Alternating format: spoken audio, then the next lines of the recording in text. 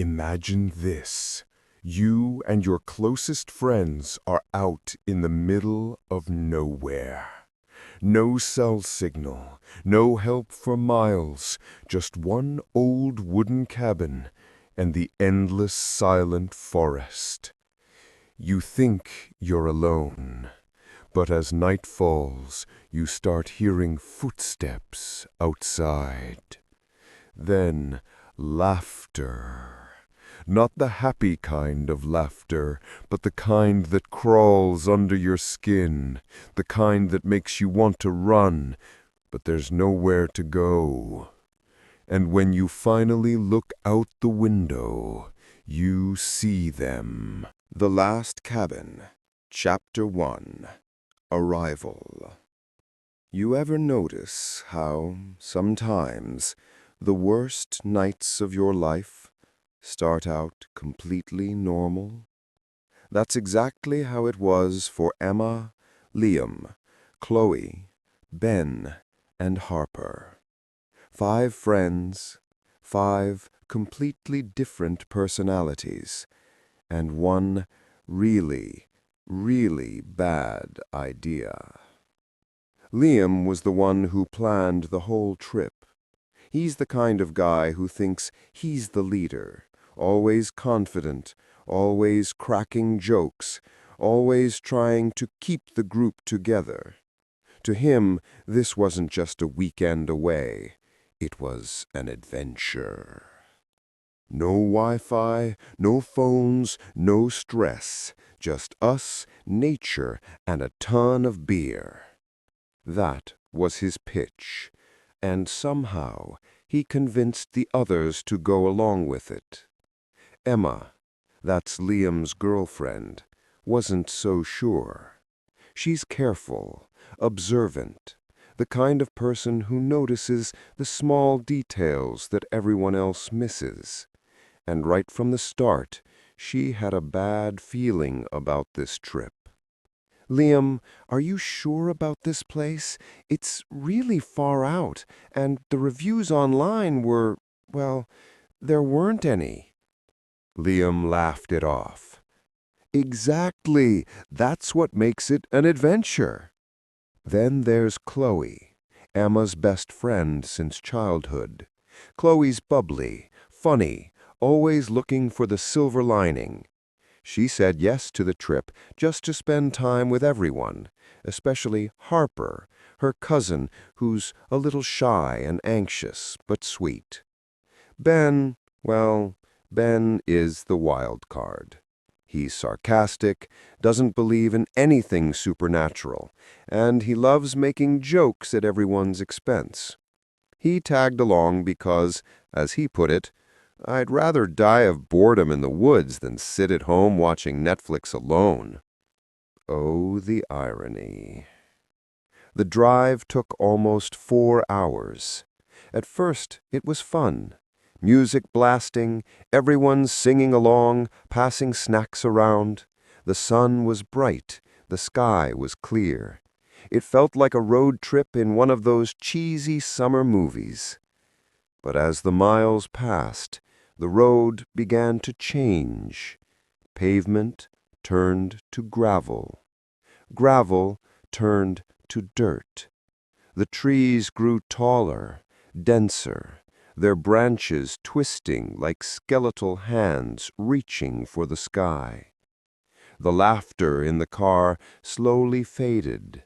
The only sound was the hum of the engine and the crunch of tires on the rough road. Harper's uneasy whisper.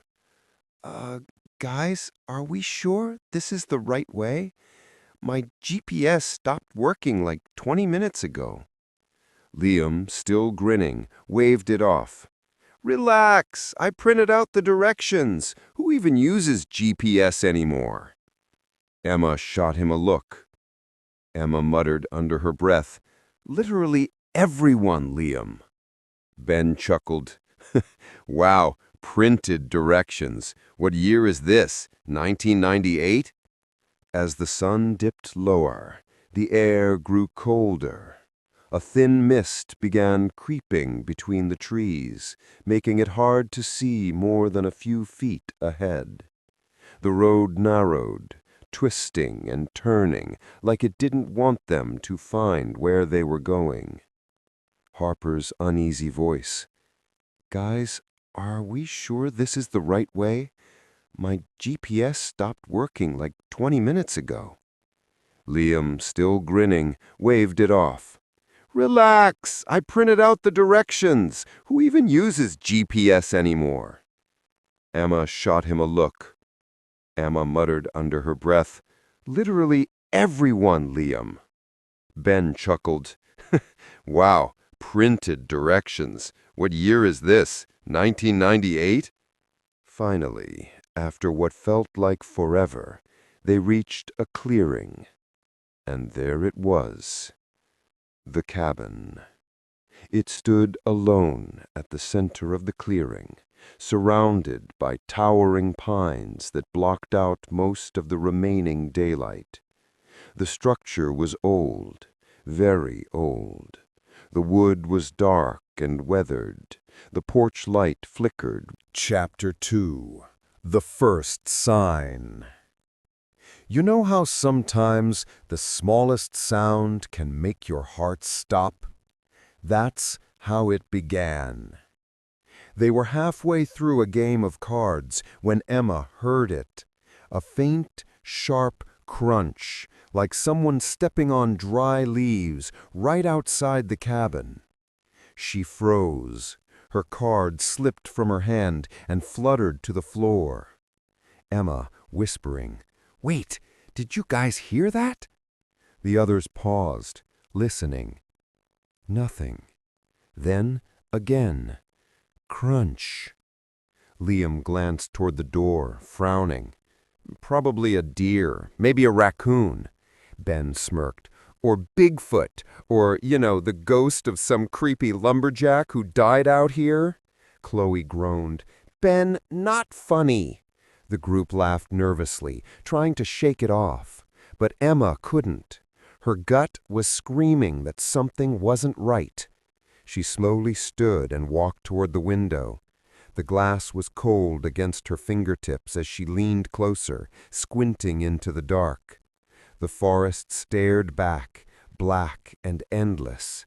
The mist had thickened, curling around the trees like pale, ghostly fingers. At first, she saw nothing. Then, movement.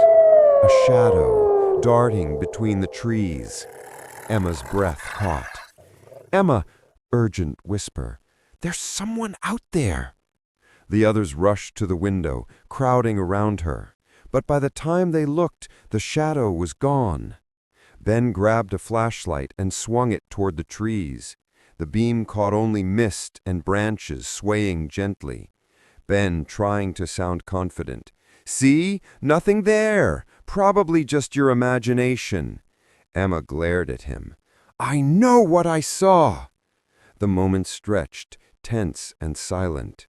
Then, from deep in the woods, came a sound that made every hair on their bodies stand on end. Laughter. High-pitched, childlike, but twisted, warped, like someone imitating joy without really understanding it. It echoed through the trees, distant at first, then closer, closer. Harper's hands flew to her mouth. "Oh my God! Tell me you guys heard that!" Chloe's voice trembled. That wasn't an animal." Liam grabbed the fire poker from beside the hearth, holding it like a weapon. "Okay, whoever that is, they're messing with the wrong people." The laughter stopped abruptly. Silence, thick and heavy. Ben, trying to prove how unshaken he was, marched to the door. "Relax, I'll check it out." Emma grabbed his arm. "Ben, don't!" But he shrugged her off and stepped outside. The night swallowed him whole. The flashlight's beam cut a narrow path through the mist as he swept it back and forth. "Ben, hello? Anyone out there? You're trespassing, just so you know." The only answer was the rhythmic clinking of the wind chime on the porch. Ben forced a laugh. "Great! Talking to myself. This is fine. Totally fine." He turned to go back inside and froze. For a split second, something moved at the very edge of the light, low to the ground, fast, like a person crawling. Ben whispered, "What the—" Before he could finish, Emma screamed from inside. "Emma! Ben! Behind you!" Ben spun around. Not Chapter 4. The Siege. The next few hours were a blur of terror. The masked figures never attacked directly. Instead, they toyed with the group. Every so often one would scratch at the windows, long, slow drags of fingernails on glass. Another would knock softly, like a polite visitor waiting to be invited in. Once, Chloe swore she heard a voice whisper her name through the keyhole. Chloe, sobbing, "They know us. How do they know our names?" No one could answer. Ben sat in the corner, rocking back and forth, muttering to himself. Ben, "This isn't real. This isn't real. Just a prank. Just a prank." But Emma knew better.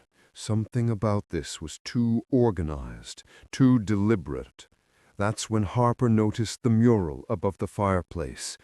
Harper, pointing with a shaking hand, "Guys, look!" The painted clowns were no longer still. The mural had changed. Now there were 5 new figures in the circle, figures that looked exactly like Emma, Liam, Chloe, Ben, and Harper. The group stared in stunned horror. Emma whispering, "No, no, no, this isn't possible." Liam swallowed hard. "Liam, we need to get out, now." But when they peeked outside, the masked figures were standing shoulder to shoulder, blocking every path. Trapped, like animals in a cage. Chapter 5. The Truth. Chloe suddenly burst into tears. Chloe sobbing, "I didn't tell you guys everything about this place." Emma shouting, "What are you talking about?"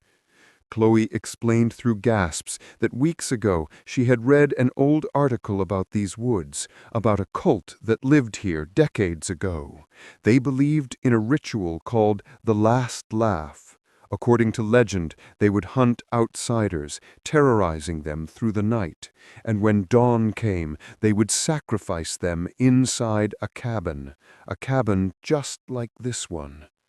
Each victim would be immortalized in the mural above the fireplace, their souls trapped forever in paint and wood.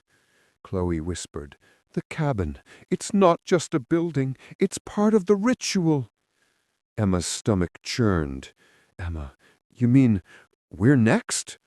Chloe nodded, sobbing, "I thought it was just a story. I didn't think it was real." The group fell into horrified silence. Outside, the laughter swelled, as if the masked figures were celebrating.